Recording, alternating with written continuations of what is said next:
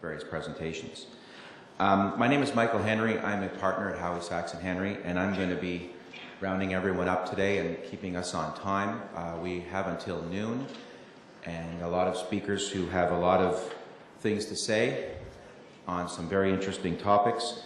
So I'm going to try and keep the timing to the times that we have in our schedule. Knowing these people, they all have a lot to say. So if they finish early, we'll have some questions. There's a microphone. Otherwise, I'd ask you to keep your questions until the break. They'll still be around, or after the last session, those speakers will still be around. As well, you can always get their emails and email them, and they'll be very happy to respond to your respective emails. The last panel is going to be a bit different. Instead of having everyone up here, we're going to have Jim Howie and Eric Grossman, plaintiff and defense lawyer, and we're also going to have the accountant and a medical person up here. So just to let you know, if you have a specific question for one of the other speakers, you'll need to address it with them at the break or by email. Reminder just to put your phones, I know you're all busy expecting calls and emails over the course of the morning, so just put it on silent so we're not too disturbed and you're not too embarrassed. The reason we're here today is because a month or two ago, a bunch of our lawyers at Howie, Sachs & Henry went to the Paralegal golf day and dinner. I believe it was their first real gathering as an organization. And of course, through the course of the evening, there was lots of discussion about what paralegals do and don't do, and what lawyers do and don't do. And it seemed quite evident that there's some misunderstanding as between the two groups, and basically just a lack of communication. And to the extent that there is that, often we'll end up having the same client. And to the extent that there's this not gathering of minds, each group kind of looks at the other sometimes as being adversarial, as opposed to working together, which really would be in the best interest of the client. And I know there's a lot of medical people here as well, so that they're patient.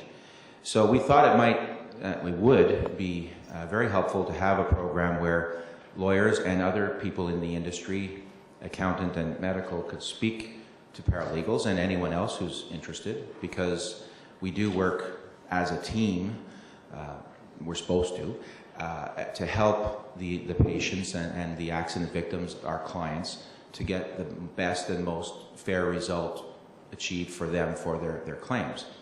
So with that in mind, we have a number of very interesting topics that everyone is going to speak about. The idea, of course, being in respect of accident benefits for paralegals in the bigger picture, for all of us to work together better to assist our respective clients, patients, and the accident victim. So, with that in mind, our first speaker is Renée Vinett. She is a partner at Howie, Sachs & Henry. If you've heard her speak before, you'll know that a few years ago she had a very well-known case where an insurer I will not name has a policy where they don't pay on soft tissue claims, and they would not pay her any money, and she took them to trial and got about $1 million out of them. So that was a very notorious case for that insurer for a while. And most recently, she did an arbitration where the F&G and the catastrophic issue was really flushed out, and that's made its way around. So if being a lawyer that does trials and goes to arbitrations isn't enough, in a previous life, she also was a registered nurse with experience in disability management in both Canada and the United States. So she speaks very often, has very interesting things to say, and obviously has some significant background that a lot of lawyers don't have. So I'm sure her topic, which is running your AB file while being mindful of the possible tort claim, will be very useful to the people in the room. So, Renée? I'm talking about your AB file and running it under these new SABs and also taking into consideration whether or not you have a tort claim out there that needs to be an integral part of your dealing with the AB file. So, thank you. Is what? Just hit that one. Okay, thanks. You've all heard of the minor injury guidelines.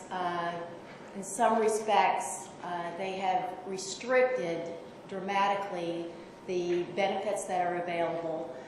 And once your clients are put into the MIG, it's as you know, it's a $3,500 maximum benefit. It's very, very, very difficult to get them out of the MIG. And we're going to talk about how you can possibly get them out of the MIG and what kind of medical workup may be necessary for that. We're also going to talk about the use of very credible treatment providers and the oversight that you can provide of treatment plans to assist your clients in utilizing the money that they have available to them to their maximum benefit.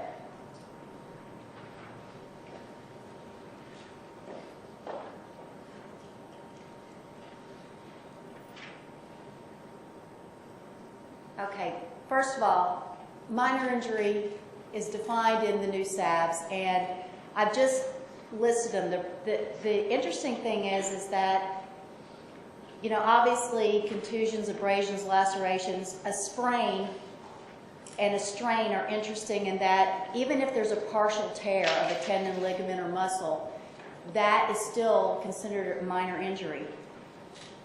Whiplash-associated disorder, as I understand it, it's grade 1 and 2 are the ones that are considered minor injuries. And this subluxation is basically an incomplete dislocation of a joint. The last part being clinically associated sequelae, I should have put that separately, because that's the interesting thing. Everybody has a different sequelae after they've had these minor injuries. We don't know about it in the early stages. For example, if there's going to be a chronic pain issue, you know, it's 6 months or longer that before that develops, or that we're aware that that is the situation. And they may have already been pigeonholed into the MIG, and there's no funding available to deal with this very significant issue.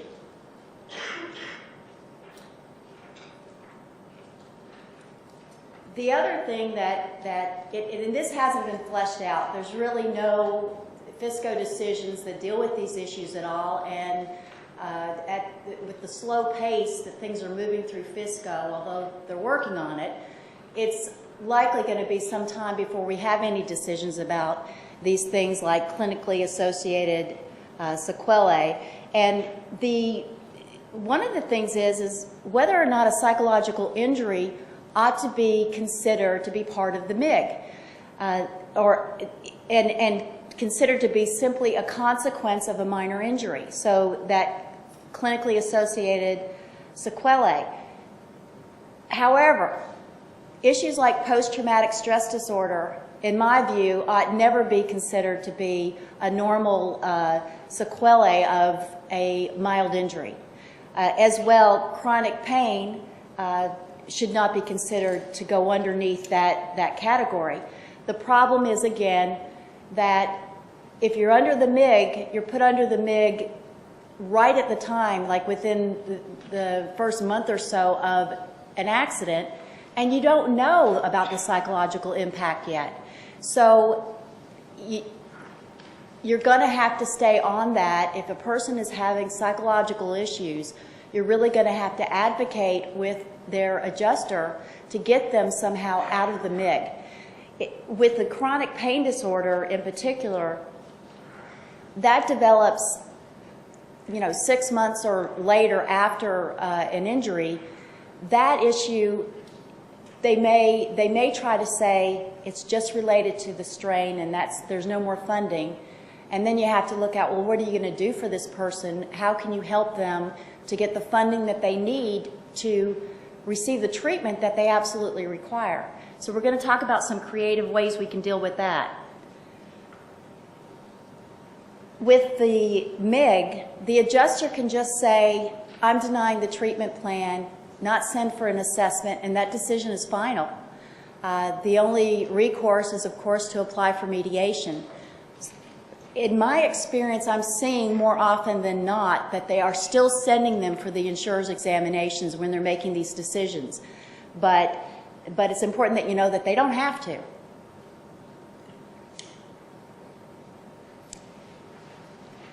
As a general rule, the MIG funds, once they're exhausted, that's it, there's no more money.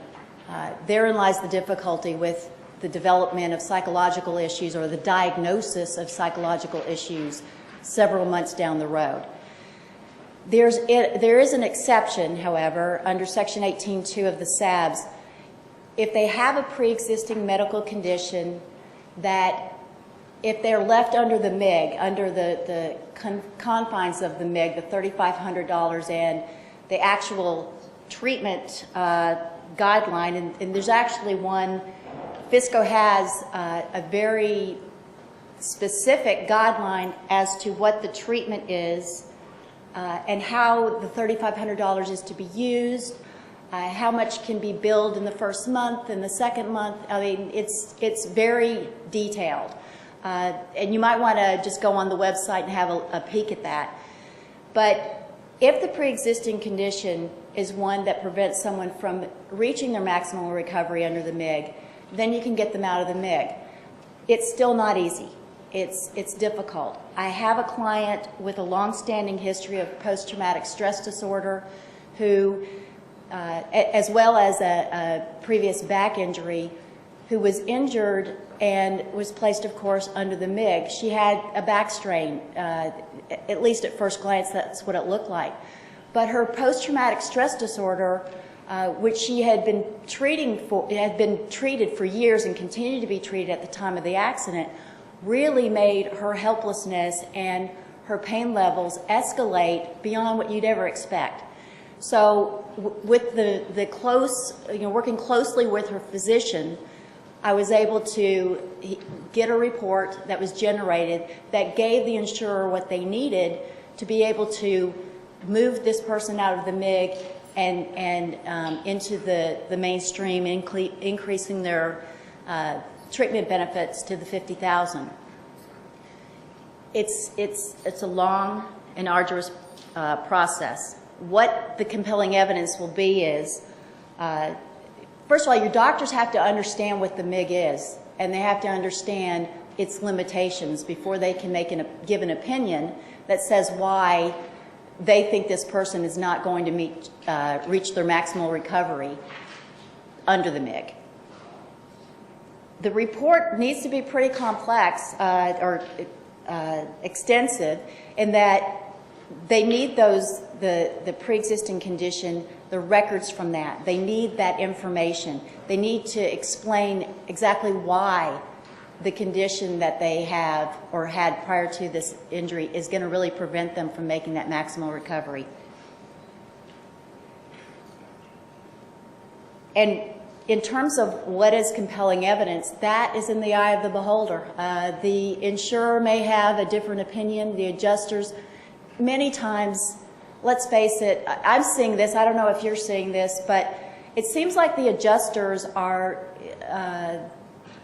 less and less experienced. They don't understand medical issues at all. Whatever they've been told by somebody in management or whatever their manual is for the office, the pat lines that they would give you about certain conditions just don't make any sense. And I've had to educate these adjusters, and sometimes I feel like I've made progress, and then they go back and speak to their supervisor, and they're back on the party line again. But you're going to have to work with them, but in hopes of them getting the point about why there is a difference here. The other thing is that a person is not in the minor injury guidelines if they have For example, any objective findings that are not just considered pre-existing minor issues, they may have degenerative disc disease, which may keep them in the MIG, but maybe they've got neurological symptoms as a result, any radicular pain or anything like that. That's going to put them outside the MIG. So you have to have those objective information through the physical examination and or any diagnostic studies. Once you're able to get a person out of the MIG, there's still limited funding, as you know. $50,000, person can go through that very, very quickly. So first thing, review the policy to see if there's been any options purchased that have increased the coverage. It's very important to educate the client as to the economics of their treatment. If something's not helping them, let's not spend your precious money on that treatment. Let's find another treatment that may be of more assistance to you. Or if you're finding that physiotherapy is working very well, maybe we don't have to add chiropractic and acupuncture. You know, maybe we have to be very conservative because they need these funds to last as long as possible. When you see that well, this is a new thing. The examinations and assessments are now being taken out of the medical and rehab funding. It's not, there's no separate category for these. So, and these are, I mean, they're expensive. We know that they're only going to pay a maximum of $2,000 under the SABs for these evaluations. But if there is a viable tort claim, then for the paralegals here, you're going to want to, first of all, make a referral to a lawyer so you can work in conjunction with the lawyer so that the tort claim can be pursued. But instead of spending the precious AB dollars on evaluations, those are disbursements in a tort claim. So they can be done in the tort claim and used in both the AB and tort file. So that's one consideration in conserving your client's benefits. The other is making sure that you're using can't even talk. I can't even say that word. Very good treatment providers who are reputable and who have understand this isn't just an opportunity to rape your clients of their benefits. You know, we have situations where treatment providers will write a treatment plan every other week for whoever they have in-house that can see somebody. They'll have a psychologist, they'll have a chiropractor, an acupuncturist, whatever. And they're stealing your client's money is what they're doing. And it's very important that you look at those treatment plans and you are in communication with the treatment providers and say, you know, educating them that, you know, stop for starters, but let's make the most of the money and let's do something that is in the best interest of the client, not in the best interest of their pockets. And there have been some, there's been a lot of fraud investigations.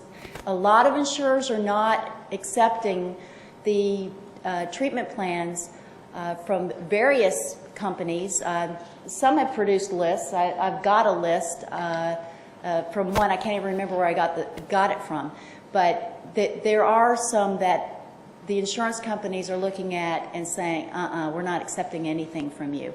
And that's something that you need to know about.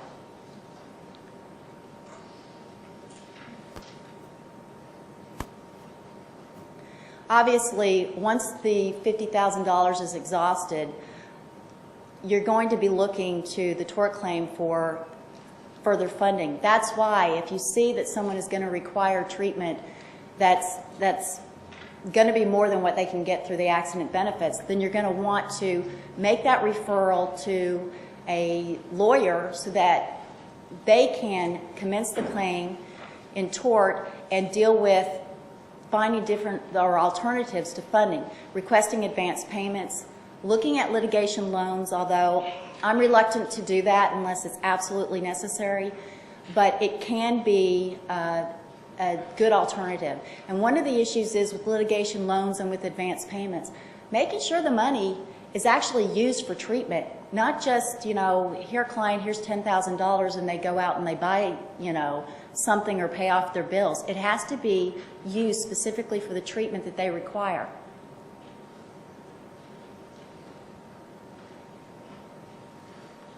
The other thing is that if you think that you've got a case that there's a catastrophic injury, make sure that as soon as you possibly can, you make application for that determination. Either 2 years or when the condition is stable, but also if you know their GCS is 9 or less, you're going to want to go ahead and apply immediately because that's an automatic catastrophic determination. Those cases, you're definitely going to want to proceed to make a referral to a lawyer who can deal with that. With the tort considerations, I mean, obviously, you're going to look at the liability issues, whether or not you have a viable tort claim, the extent of the physical and psychological injuries. If they've been pigeonholed under the MIG and they've got chronic pain or they've got post-traumatic stress disorder, things that are determined or diagnosed later in the file that impact their day-to-day lives, you're going to have a tort case there. Chronic pain, of course, is another one. If they have treatment needs that aren't funded through the ABs, you've got a tort case there. Income loss, loss of competitive advantage, lost opportunity. Maybe they had a job that was set up and they weren't able to start the job because of their injuries. Housekeeping claims, no housekeeping under ABs unless you bought the option. Attendant care is so limited that there may be extensive need for that as well. So these are all considerations that you're going to want to look at. And you know, what I would suggest is that you partner up for the paralegals, partner up with a law firm such as Howie, Saxon, Henry to be able to push these matters forward. Instead of it being that, you know, the MIG is basically has undercut the work that paralegals can do, because once the $3,500 is used up and a person's in the MIG, there's no more money there. So there's not a case to fight on the accident benefits front.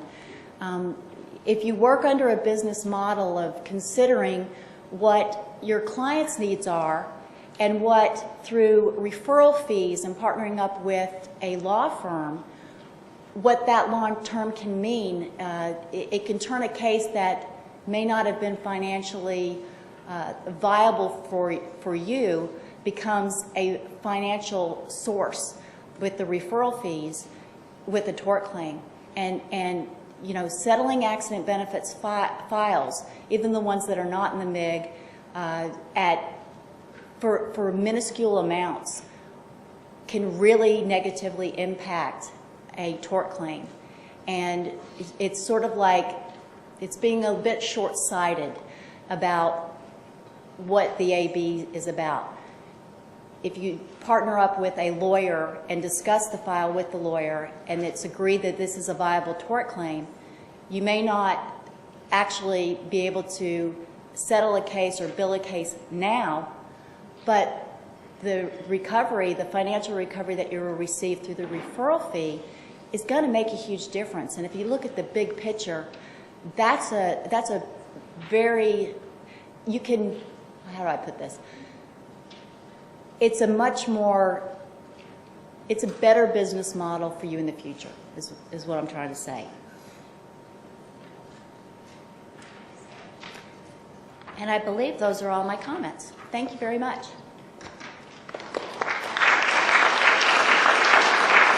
Thank you, Renee. And dare I say that it's in the best interests of the individual as well if they get the best recovery they can and have the most money available for their treatment to get better. So We started a bit late, so rather than have questions now, we'll just stay on track by having Louis speak. Sorry.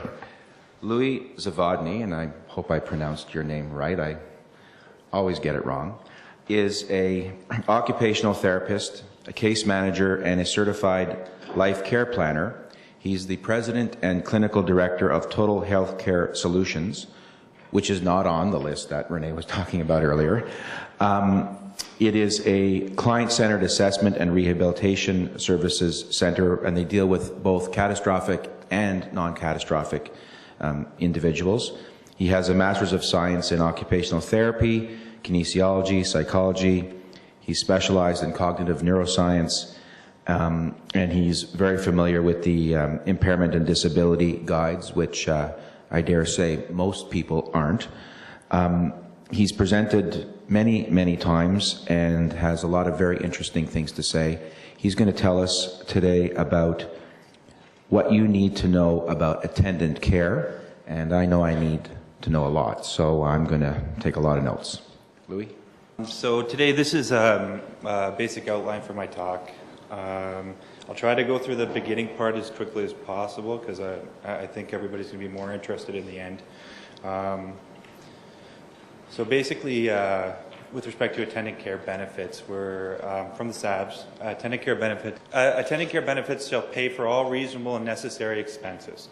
So recently, with the changes of September 2010, the legal community and individuals have really struggled with this change of incurred statement. So I'm going to take the easy way out. I'm going to let the distinguished lawyers discuss this, and we'll move forward. But to submit these expenses for attendant care, the first step you really need is the completion of an attendant care needs form.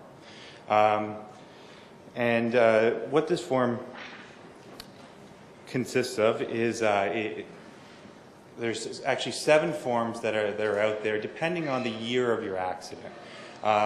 You really want your provider to be using the correct form when they're assessing the individual, depending on the year the accident occurred. And this form can dramatically change in its appearance depending on what the year the accident was. For example, 2003, the form did change quite dramatically, and you really want to look at using the right form again. So basically, the current form that we're looking at, which was updated in September 2010, and there was a rate change with this form. It looks at level 1 or routine personal care. So these are things that we typically think of with attendant care is the dressing, grooming, shaving, meal preparation, assisting somebody walk or with mobility. Level 2, we're looking at basic supervisory functions. So these are people who need supervision, basically, or assistance with coordination of care or changing care providers. Level 3 is a more complex level of care. We're looking at medication management, we're looking at skin care, bowel and bladder functions, where we're looking at skilled supervisory care. So people who might have aggressive or violent needs and would need someone much more qualified for attendant care. As of September 2010, a change that occurred was that only occupational therapists and nurses are legislated to complete this form. As of 6 months ago, I have still seen forms completed by chiropractors.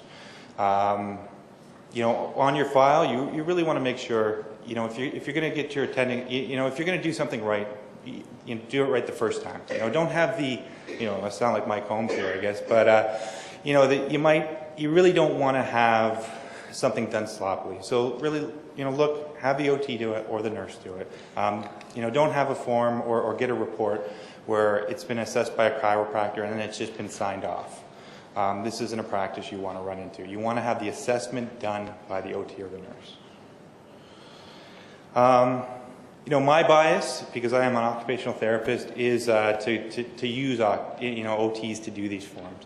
And I think the benefit you have really with an OT is that you're looking at a more common sense approach, and this is really what we're taught within school.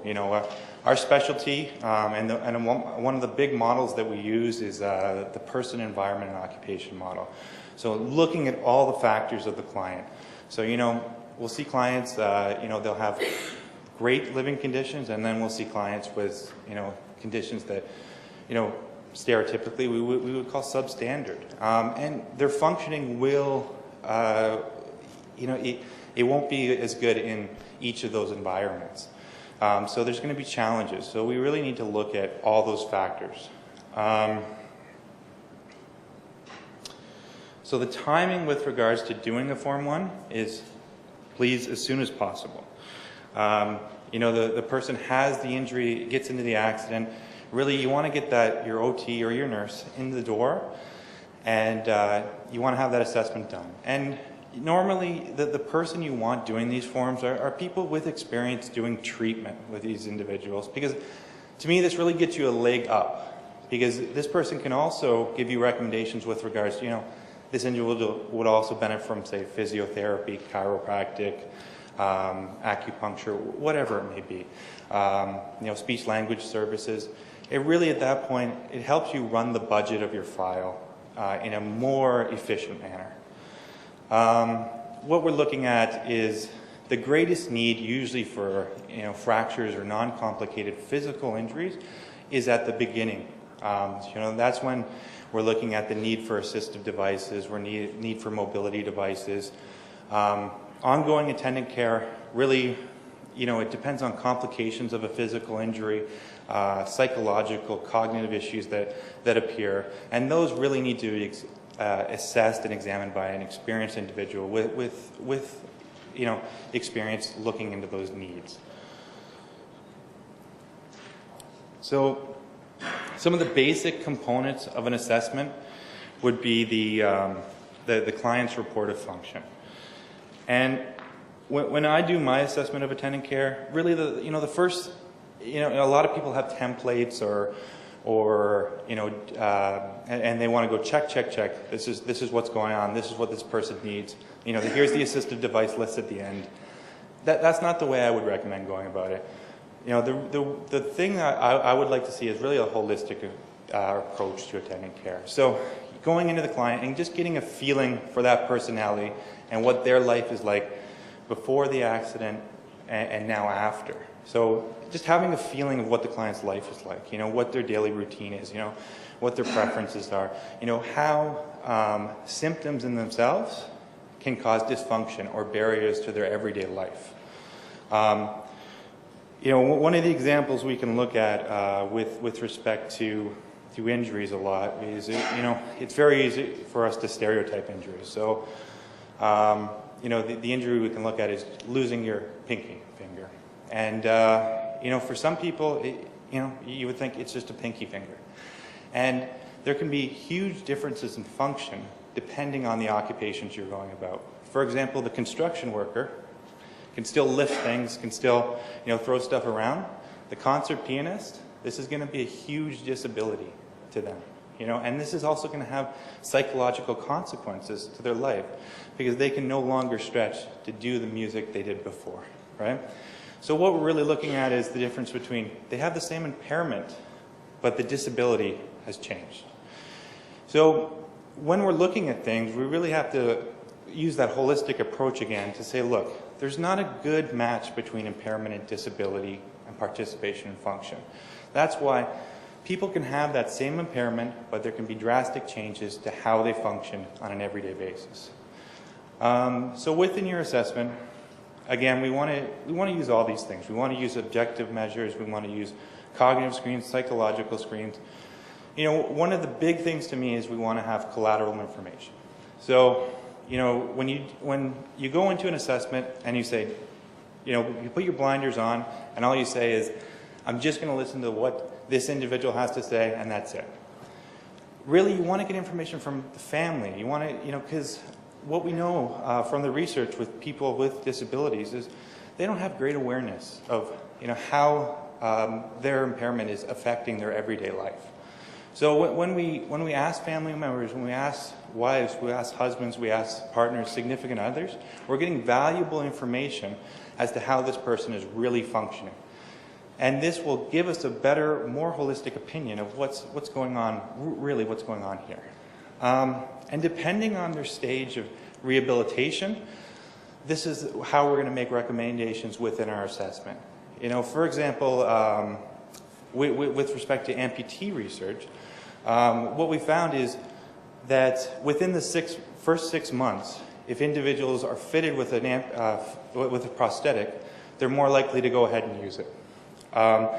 Within stroke research, it actually hinders people to add compensatory aids too quickly. So to make sure that their rehabilitation goes forward in a manner that's going to be helpful towards them, let's not hinder them by putting assistive devices that aren't going to be beneficial. So again, this is the elements, I have 5 minutes left, but the elements of a holistic form is looking at all aspects of the client. And I really want a narrative report within your assessment report. So describe to me what's stopping this person with respect to, you know, be it dressing, be it shower routine, be it whatever. And describe to me what's stopping them here. I think this is a more important part of attendant care. The big thing to me is there's a lot of myths and misconceptions about attendant care. You know, I'll have this conversation with adjusters where they'll say, no, they're okay with personal care. Well, that doesn't encompass all the needs of attendant care.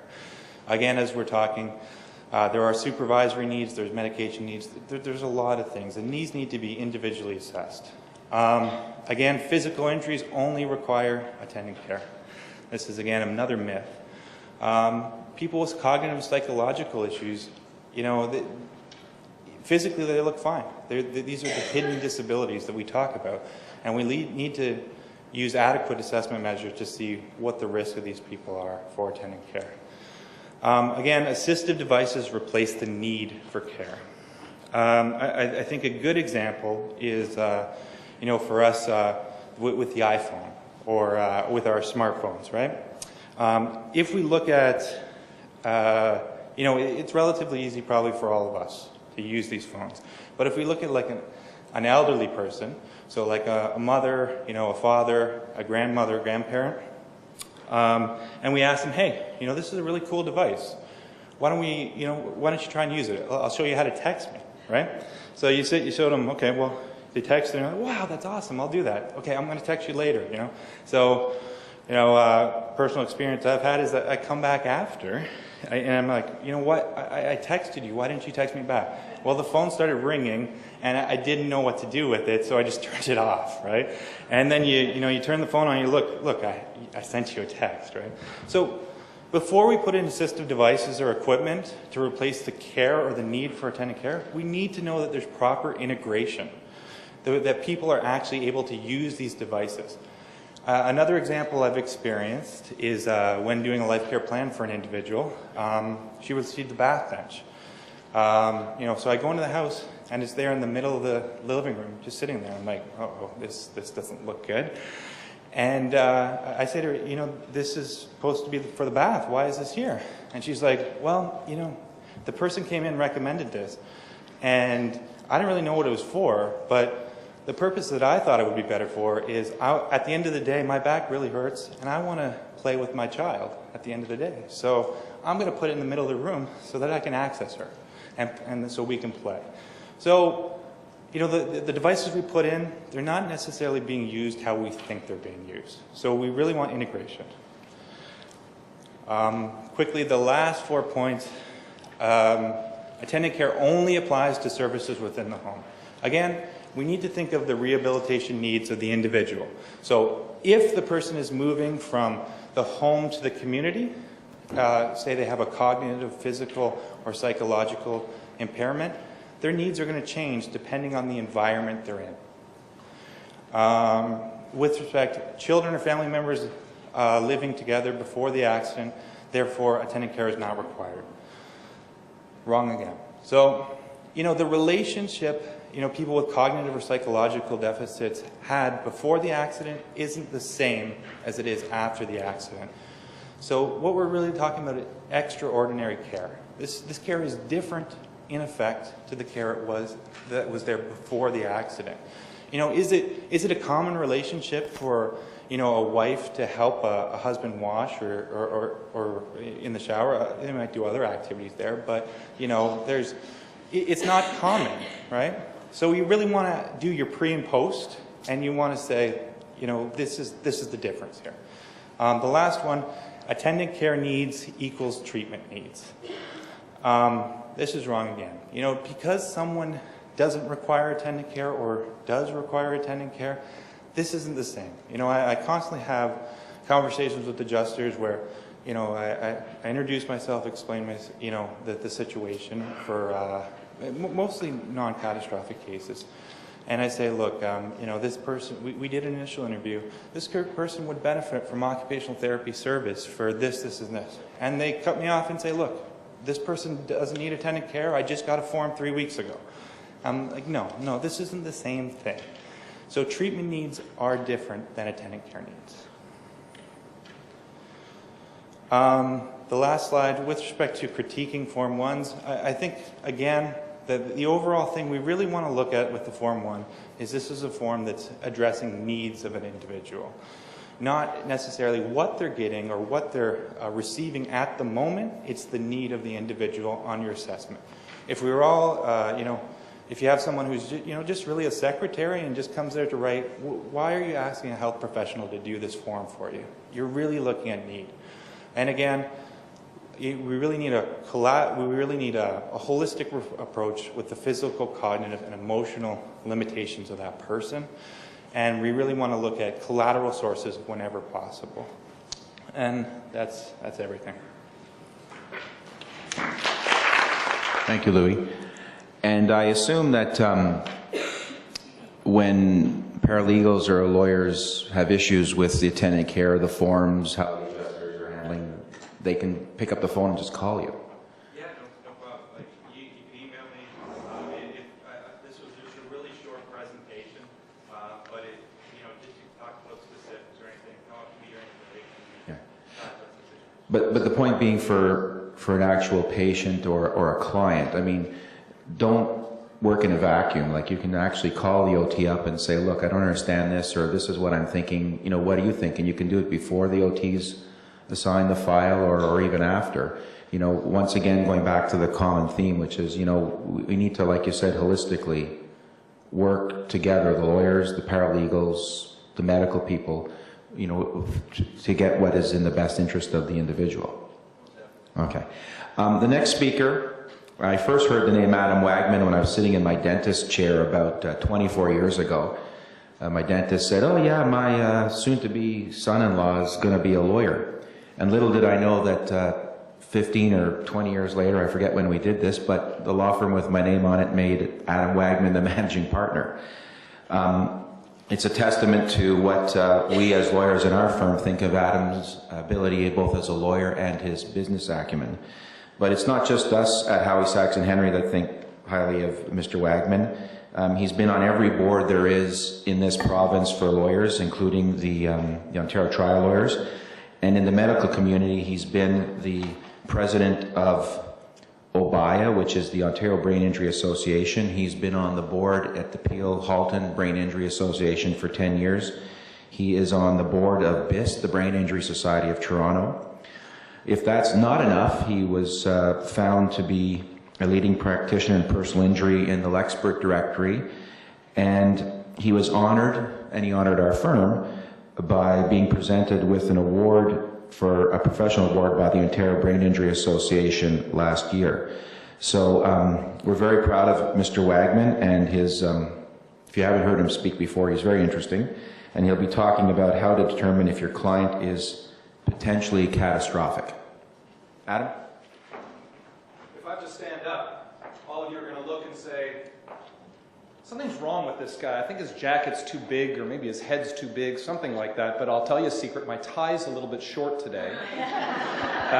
My son changed schools this year, and they have this wonderful event early in the year where all the dads come into school and all the kids come in, they all wear ties, and you have to switch ties at the end of breakfast, and you must promise to wear the tie the rest of the day. Easy for them at school. And when I agreed to do that, of course I promised. I didn't know I'd be standing up in front of an esteemed group wearing a somewhat shortened tie. So, you know, pardon the tie, and with an introduction like that from Mike, I can only stand up here and not live up to your expectations, but I'm certainly going to do my best. There's a paper in your materials that is authored, as you can see, by Melissa Miller and myself, mostly Melissa, not as much me. This is a paper that we wrote for the Ontario Trial Lawyers Association in the fall, and it covers the topic that I'm here to talk about today, catastrophic impairment, how to find out if your client is potentially catastrophic, what to do, what to think about, and of course at the end of this, if I've got a couple of minutes, I'll tell you why none of what I'm about to say matters, because everything may well change in the very near future. I know that a large percentage of the group here today are the esteemed licensed paralegals in the community, so I'm going to start by addressing some of my comments to you. As you well know, the Law Society bylaws do talk a little bit directly about the ability of a licensed paralegal to deal with catastrophic claims. And those bylaws have been amended a little bit lately, but what they essentially do is define a claim to mean a claim for statutory accident benefits, excluding a claim for an individual who has or appears to have, and that's the key words, appears to have a catastrophic impairment. That seemed to be a bit of a far-reaching prohibition, and so the Law Society changed their bylaws, I think a couple of years ago, but fairly recently, to say that as long as a paralegal was employed by a lawyer or law firm, that they could handle fiscal mediations that dealt with ancillary issues. So you couldn't deal with a mediation as to whether or not someone was in fact catastrophic, but you could deal with a mediation that dealt with their, for example, I would think, their entitlement to attendant care as a result of being catastrophic. You know, when you've talked about then whether something appears to be catastrophic, it's important for everyone in this room to understand when their antenna should go up and say, you know, this appears to be catastrophic, because the test is not that they in fact are catastrophic. If you've got reason to believe that they might be catastrophic, that's a time when a lawyer likely needs to get involved in the case. You know, look, as an aside, I'll say that some of the paralegals that I work with, I'd probably rather have them giving advice to clients who are catastrophic than some of the lawyers that I've met out there in the community. Not many, and that's not meant to slag anyone. It's actually meant to be more of a comment on the paralegals who I have had the pleasure and honor of doing some work with. But you know, whether or not these should be the Law Society rules is a different topic for a different day. If a paralegal can't work on a catastrophic claim, why am I here talking about catastrophic claims? Well, it really is about that appearance. You know, number one, you clearly don't want to run afoul of any of the Law Society bylaws.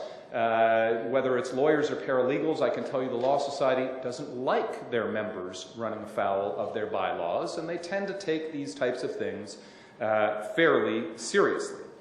You know, the second thing, of course, and Mike certainly mentioned it earlier, is, you know, that what we all want to do is make sure that our clients get the best recovery. However that happens and whoever has to be involved, that has got to be the ultimate goal. But third, I mean, let's be reasonable. We are all here because we have a business to run. Whether your business is healthcare, whether you're a paralegal, whether you're a lawyer, you know, what we want to do is make sure that we earn reasonable remuneration for the work that we do. If you discover that your client, whether you're a lawyer who doesn't necessarily handle catastrophic claims a lot, or a licensed paralegal, if you discover that your client might be catastrophic, you'd be better off trying to get that work into the hands of somebody who you are friendly with. Again, best result, best transition for the client, and B, you're probably going to have a situation where your account's going to be protected, and a referral fee is going to be paid, because otherwise, and we see this happen all the time, and I get calls from angry lawyers after the fact, where a lawyer, a friend, a physician, a treatment provider starts to whisper in the client's ear, you know, your injuries are really bad. Do you know if your lawyer or your paralegal is really qualified to handle what you're doing? Do they have the experience? And they start to do some research. And that's always a bad way of transitioning a file. So if you can avoid that and you can identify a catastrophic claim early on, you can deal with it in a way that makes sense for everybody involved in the case. So how can you tell if your client appears to be catastrophic? Some of you may think that that's a question you don't have to worry about for 2 years after an accident, and you would be incorrect. So we're going to walk through some of these tests, try and do it relatively quickly, and some of the time frames that are involved. What are the easy tests? Paraplegia, quadriplegia, loss of use of an arm or a leg, loss of vision in both eyes. Those things we can all pretty much see on the face of it. Remember that loss of use of an arm or a leg was a recent change to the catastrophic definition. Recall that it used to be both legs, both arms, or an arm and a leg, so you had the hemiparesis types of claims. That's been broadened to include loss of use, and that's not just amputation, permanent loss of use of one limb, which is certainly a reasonable change. But when you talk about, as opposed to an amputation, a permanent loss of use, there is a bit of a time frame there because sometimes doctors can't tell if someone's going to get function back. Those other issues, paraplegia, quadriplegia, total blindness, those generally are going to be things that you can see right at the beginning of the case. You don't need a law degree or need to be a licensed paralegal or have a medical degree to see if someone is catastrophic on those grounds in 99% of the cases. One of the tests that we don't see used a lot is the Glasgow Outcome Scale. That is a brain injury test.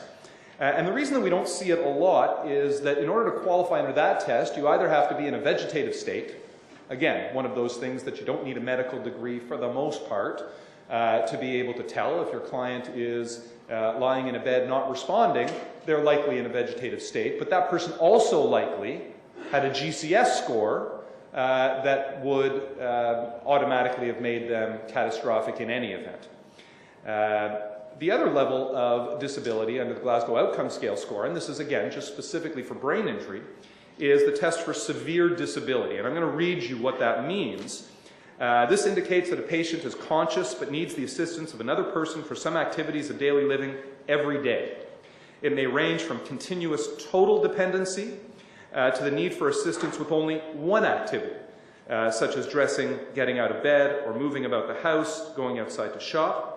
Often the dependency is due to a combination of physical and mental disability, because when the physical disability is severe after head injury, there's almost always a considerable mental deficit. The patient cannot be left overnight because they'd be unable to plan their meals or deal with callers or any domestic crisis which might arise. The severely disabled are described by the phrase conscious but dependent. It's probably an underutilized test for catastrophic impairment, in my opinion. And again, the reason for that is you would expect most of the people who meet the test under that definition would have had a Glasgow Coma Scale score, and I'm going to talk a little bit more about the GCS, that was 9 or less. But that's not always the case. And again, I'll come to that in a moment. One of the important things to realize also about the Glasgow Outcome Scale test is that it can be done any time after 6 months from the time of the accident, not 2 years. So if you're dealing with someone with a brain injury and the test that you're trying to meet up with is, does someone appear to be catastrophic, and they don't meet any of the initial definitions, then you've really got to start to consider that right at the 6-month point, not wait for the 2-year point. And it's probably in your client's best interest. It's unlikely, although we've seen it, that someone is going to get much worse 2 months after an accident as opposed to the way that they were 6 months after an accident. And you really want this assessment to be done at a point in time where they've got the highest likelihood of being considered to be catastrophic. So 6 months is going to be a heck of a lot better than 2 years. If you've got someone with a brain injury, you really need to think about that. So Moving on to the GCS, and I know I'm going to run short on time. I always try and make my remarks short, and they always end up being way longer than I expect because I tell stories about my ties and things like that. The Glasgow Coma Scale score, you'd think pretty simple. Glasgow Coma Scale, 9 or less. You've got eye-opening, you've got verbal response, you've got best motor response. Isn't this easy? Don't you just look at the ambulance call report and see the score? No, because sometimes 9 is not 9. There's two main scenarios that we see. Number one is where the records say 9 or less, but an insurer takes the position that because there was only one GCS of 9 or less, and it was a very, very brief period of time, or because perhaps it was due to confounding circumstances, alcohol use, drug use, things like that, that it doesn't count. Never take no for an answer when it comes to a GCS score. Number one, Court of Appeal has very clearly said in the Liu case, and it's referenced in the paper, one GCS score of 9 or less, even if it's even if it's transient, even if it's momentary, is enough. It's plenty. Don't take no for an answer.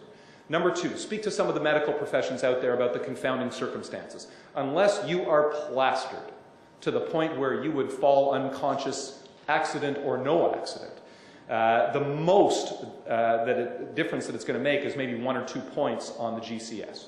And if you're talking about only 1 or 2 points on the GCS, a Glasgow Coma Scale score of 5 or 6 would not be non-catastrophic, even with those confounding circumstances. Do not take no for an answer. The second, more complicated scenario is one that we see where the GCS is actually higher than 9. But you'd be surprised what you can find if you look. Number one, we've seen adding mistakes, where the GCS is clearly 9 or less, and whoever it was that added it up simply added it up wrong. You've got to look, as again, without getting into too much detail, GCS has 3 different components. They score 3 different areas, they add them up. Sometimes people can't add to 15 or to 9 or to whatever it is. So look at that. Number two, just because the ambulance call report says more than 9 doesn't mean that you're not going to find a GCS of 9 or less in the hospital records. Get all of the records that you need.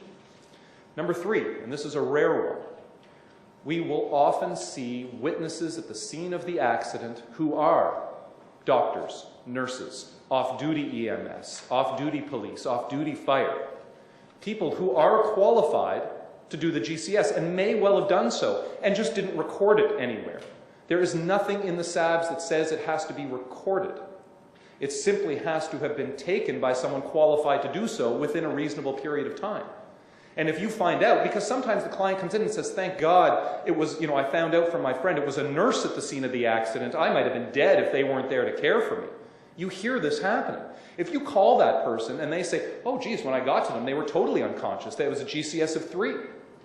That's good enough, in my humble opinion, for whatever that's worth. Again, don't take no for an answer if you've got a situation. If it, looks like a cat, smells like a cat, acts like a cat, it may well be a cat. I'm going to quickly run through the last couple of tests because this is where some of the case law is important. I'll call it the F and G test because it sounds nice, F and G, swearing up here. But of course, the legislature took all the fun out of that by when they amended the SABs, taking out one of the sections. It's now E and F, which isn't as much fun to say as F and G. So hang with me as I refer to them to the old section numbers, F and G. F, the combination, 55% whole body impairment.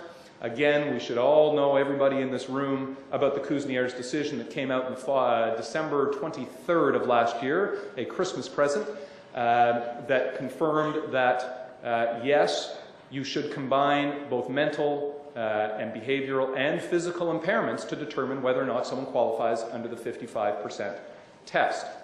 That's a very important decision. It is a correct decision. It is in keeping with the Statutory Acts and Benefits Schedule.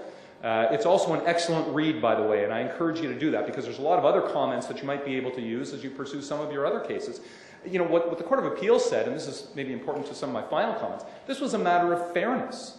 It would be unfair to treat people who have, combined physical and mental disabilities that are of a severity that's the same as someone with just physical or just mental disabilities and treat them differently. It would be unfair to do so. And again, I advise you to read that case, but you've got to keep your eyes open when you've got someone with relatively significant physical impairments, and we're usually not talking about soft tissue cases or chronic pain cases, multiple fractures, neurological issues that cause severe pain, because that almost always goes along with mental and behavioral difficulties. When you combine those things together, you really can help to get a better result for your client. I'm running short on time, so I'm going to skip over to the old G, new F test, mental and behavioral that results in a Class 4 marked or Class 5 extreme impairment. There are 4 spheres to assess, as we know, and the dispute in the case law has been, of those 4 spheres, do you need 1 at least marked impairment or more? Some people think that the Pastor decision, which is currently, we're waiting for the Court of Appeal to rule. I'm shocked that they haven't ruled yet. It's got to be any day, so keep your ears open. Some people think that the Pastor decision of the Divisional Court stands for the proposition that you need more than 1 marked impairment. It does not say that. What it says is that you need an overall marked impairment. Now, I personally disagree with that. Of course, if you're arguing this case, what I have to say and what the Divisional Court have to say, you're probably going to be stuck with what the Divisional Court has to say until the Court of Appeal rules. That being said, the Divisional Court said you need an overall marked impairment, and you can have one of the 4 spheres essentially dominating the analysis. And we've seen that used, and you'll see references in my paper to a couple of arbitration cases that came out after the Pastor Divisional Court decision. One of them found, the arbitrator found that there was only 1 marked impairment out of the 4 spheres.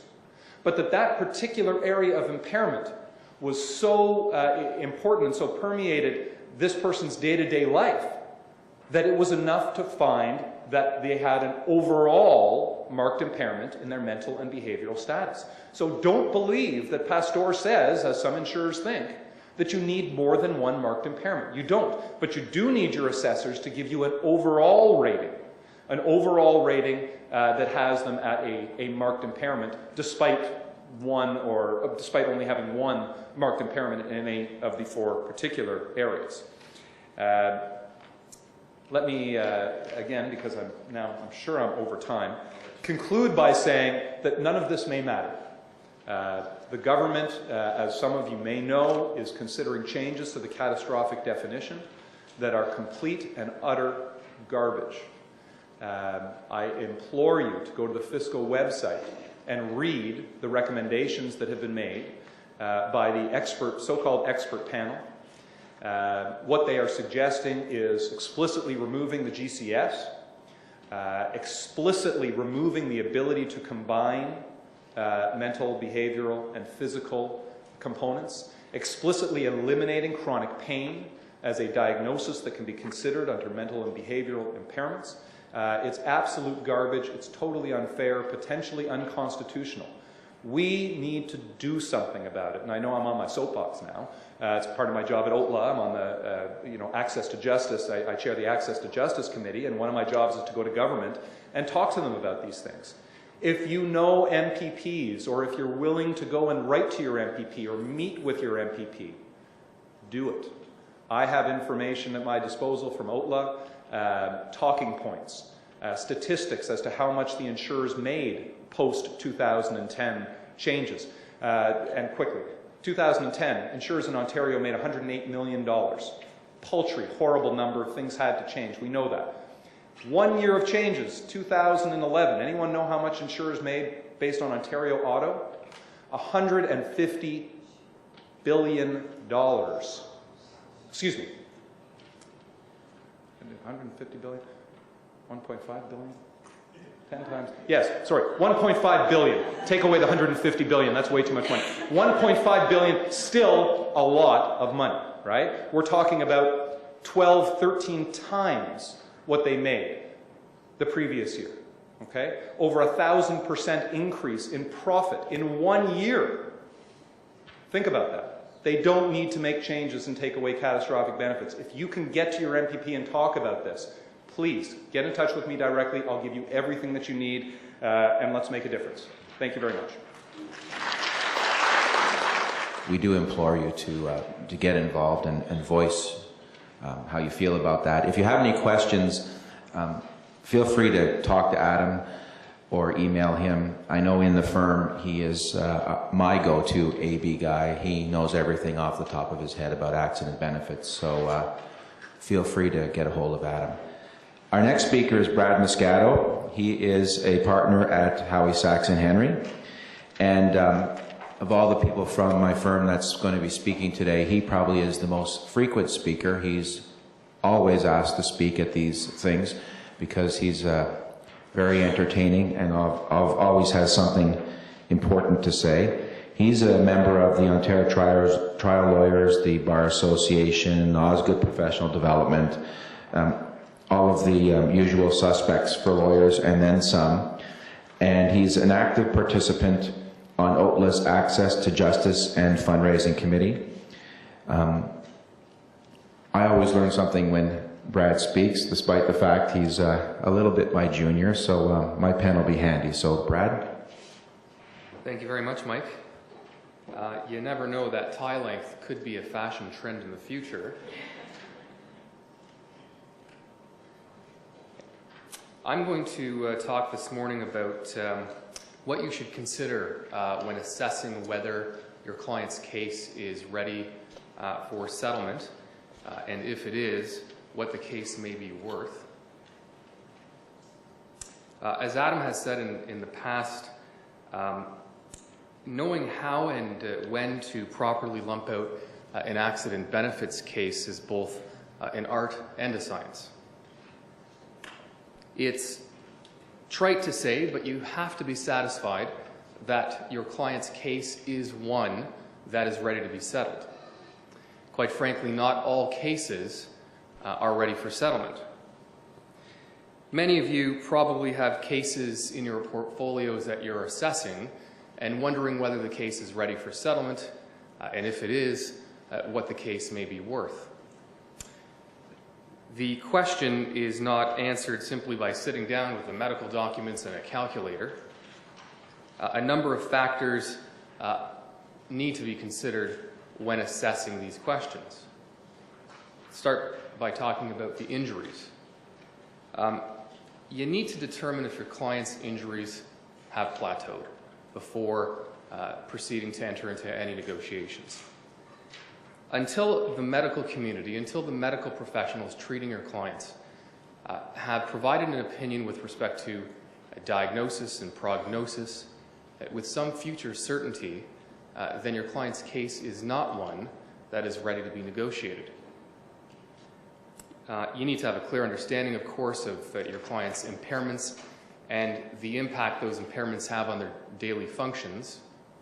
You also need to know whether your clients have any upcoming medical tests, MRIs, CT scans, if there are any surgeries coming up. And if the answer to either of those questions is yes, then again, it's too early to assess the case and proceed with settlement. Generally speaking, the more serious the injury, the longer it will take to reach a plateau.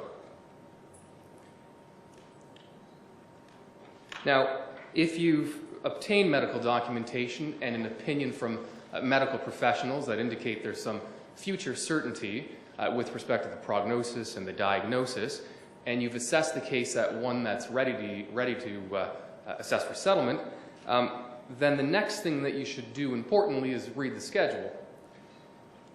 Before taking any other steps, make sure you read the statutory accident benefit schedule that's relevant to your client's case, making sure that you cover all the types of benefits potentially available to your client. The case may fall under various, it could fall under the Bill 198 regime, it could fall under the Bill 59, Bill 164, OMPP. You need to know which schedule your client's case falls under. Because, can't stress this enough, there are very important differences, major differences, between each of these schedules. You've heard some of that today. For instance, housekeeping may be available for non-CAT cases under a particular schedule and not another. Caregiver benefits may be available for your client under one schedule and not another, for instance, with non-CAT cases. Med rehab benefits may be $3,500 available limits, $50,000, $100,000, and so on. So know the schedule that is relevant to your client's case. In addition to that, make sure that you know the case law also with respect to the case. A collateral benefit that may have been deductible a year ago may not be so today. So just take a look at the FSCO website, look at the arbitral decisions up to date that are relevant to the benefits that are in dispute that you're assessing to make sure that you have the update case law with respect to your client's case. Look at the FSCO website, look at the case law, read the schedule and those benefits that you're considering for negotiation, and then move on to the next step, which is to get from the insurance company a letter outlining the benefits paid to date.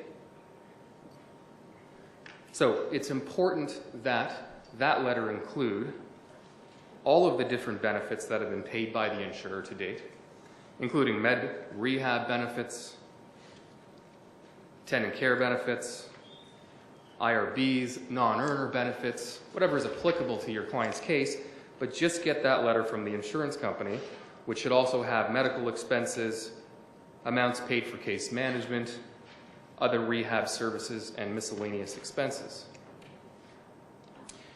You want to get more than just a summary of the benefits paid to date from the insurer, in my view. I like to get the detailed claims history. It goes one step further. Often the summary of benefits, I find, isn't sufficient. That's because if you take a look at the detailed history, it may reveal expenses that were incorrectly classified by the adjuster.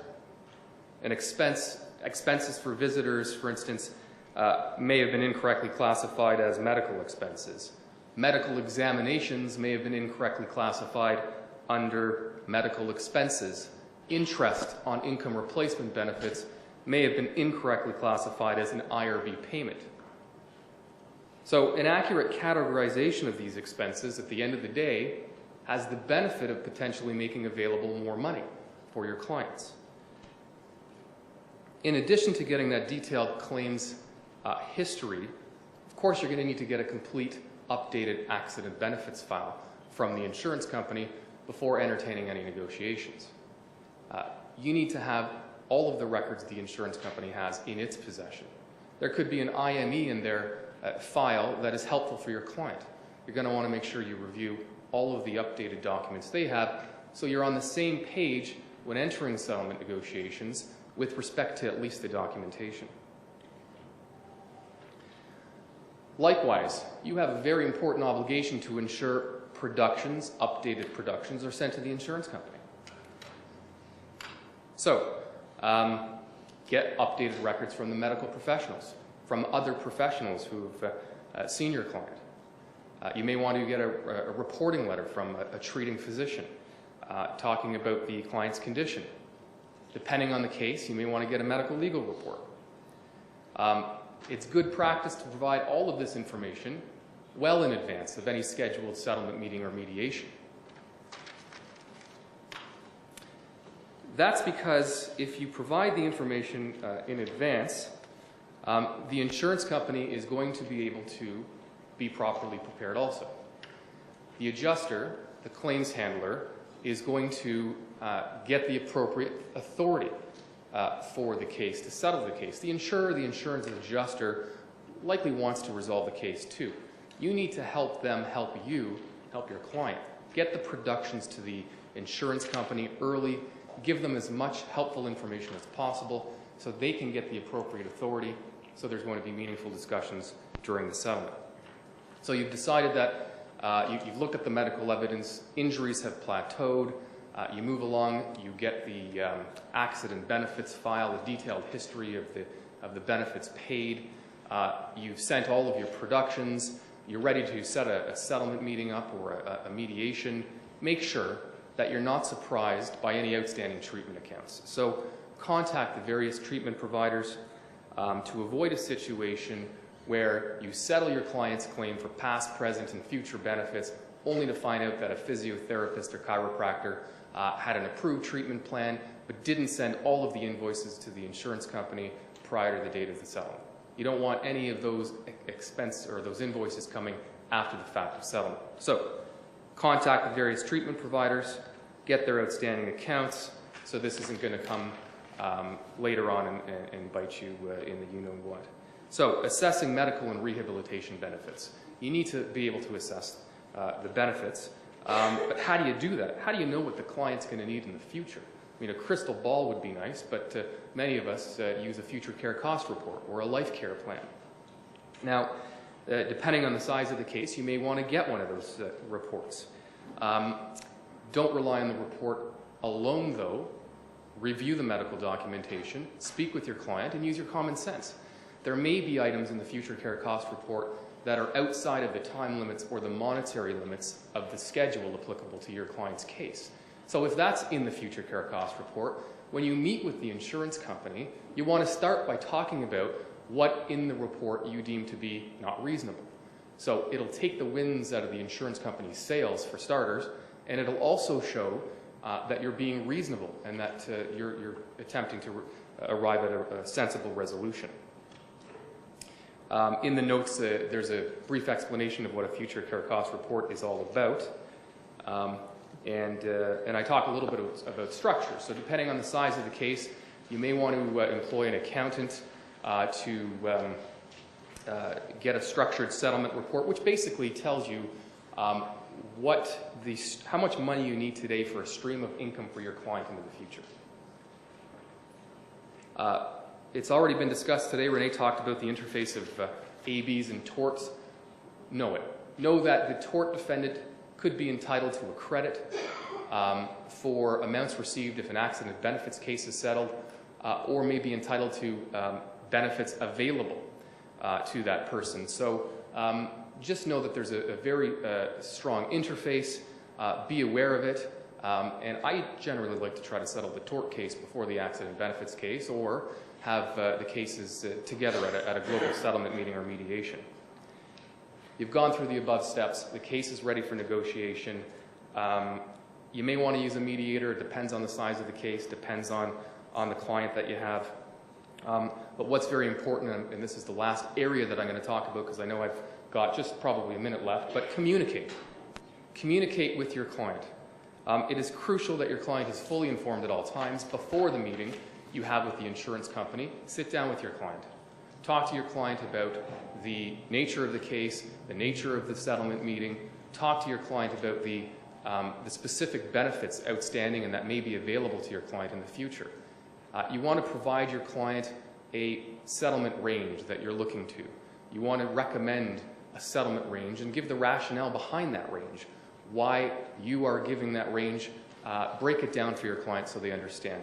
So go through all of that before the settlement meeting. Get instructions from your client, preferably in writing.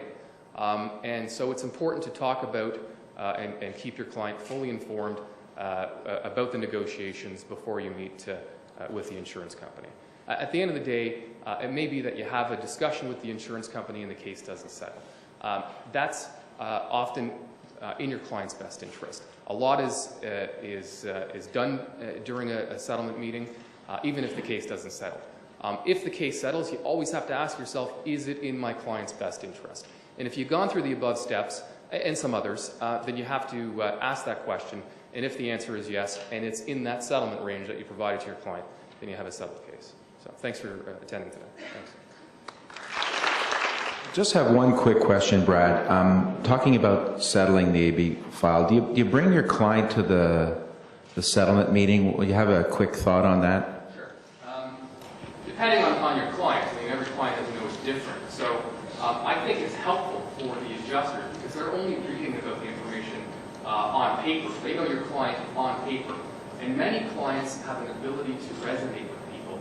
You're going to get an adjuster to sympathize with your client. They may have a connection in some other way. So I think depending on the client, if it's a nice, credible, good person who you have no hesitation with bringing to meet with the insurance people, then yes, because it goes a long way a lot of the time. One of the things that I want to mention that I didn't have a chance to quickly is that interest is a very important component in maximizing your settlement. So outstanding benefits, make sure you get that either 2% or 1% compounded monthly interest on all those benefits that have been denied when you go to settlement.